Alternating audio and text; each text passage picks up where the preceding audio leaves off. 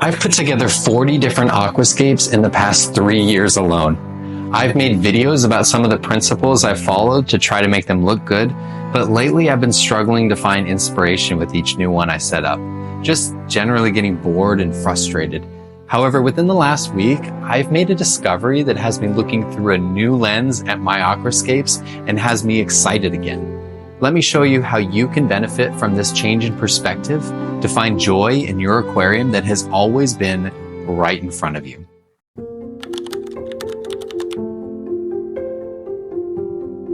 This is my brand new 6-foot rainbow aquarium. Pretty incredible, right? It's been running for about 2 weeks now, and with it sitting right under my TV, it gets more screen time than anything that plays above it. When I set this aquarium up, it just felt like it was designing itself. I've had this piece of wood sitting in my driveway for months, just baking in the sun, but I'm excited to finally get it into the aquarium. The only person who's more excited than me is my wife, who was tired of seeing it sitting in the driveway.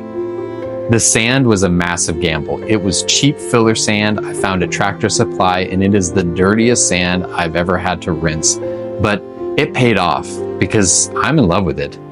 I also had a ton of it, which allowed me to create this massive corner pile capped with these river stones.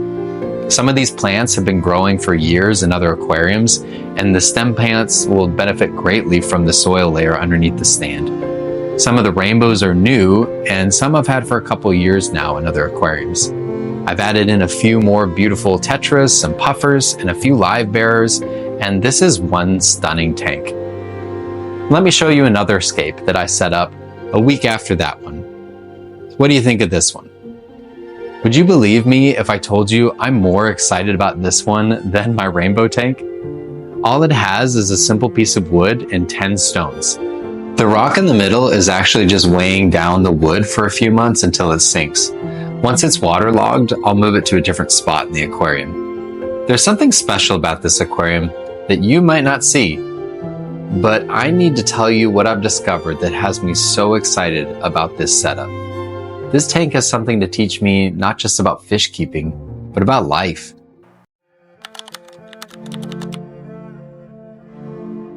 I was recently studying the works of one of the most famous aquascapers in history, Takashi Amano.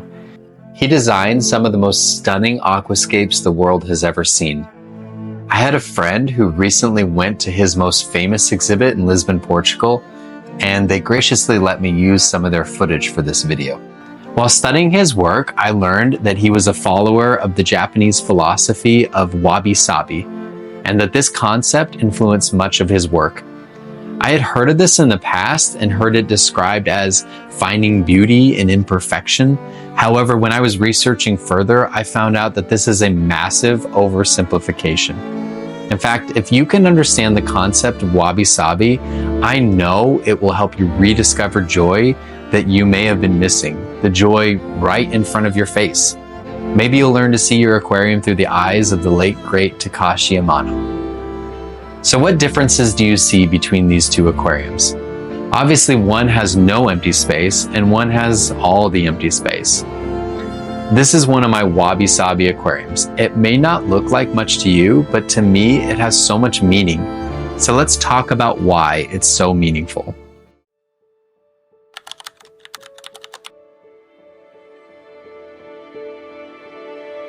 I'm going to come at this from my own understanding of what I've learned after studying wabi-sabi for just a few weeks, but it's a complicated topic that you could spend a lifetime studying, so I know that I'm only grazing the surface.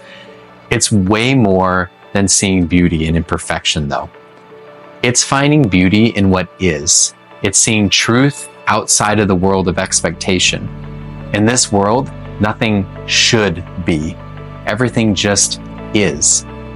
I don't need it to be more than what is. Everything is broken down to its essence. What is the essence of an aquarium? The very basic that you need to call it an aquarium? A glass box and fish. Maybe not even glass. Everything else should only exist as it has meaning to you. This means life can be lived minimally. I don't need more in my life than the things that have meaning to me, and I can find meaning in things that matter. If I only have what matters most, then I can create intentional empty space. This is Empty because I made it empty.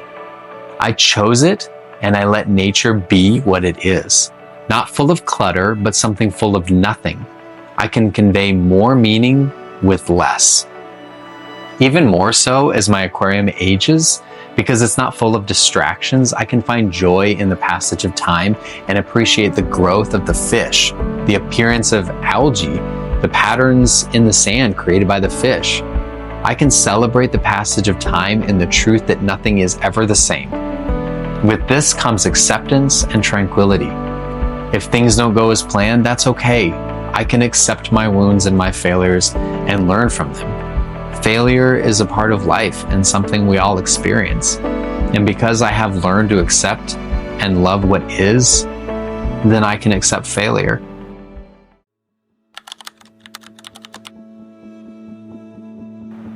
Let's look back at Takashi Amano's Florestas Submersas, or underwater forests.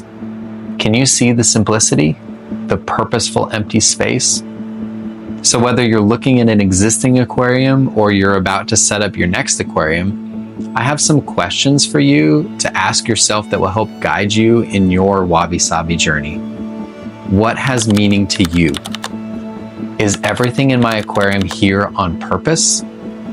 What is the minimum essence of what I'm trying to create? How can I capture exactly what I feel that has meaning to me? So maybe if you're looking at your aquarium and wondering what's missing, maybe what you should do is remove something that has no meaning to you. Look past its imperfections and find joy in what is. See your aquarium for all the truth that's there and find joy in its imperfections and in the ever onward passage of time. Now, there's no going back for you. Once you've embraced the beauty of Wabi-sabi, you'll never look at your aquarium the same way again. So thanks a lot for watching. Fishlist out.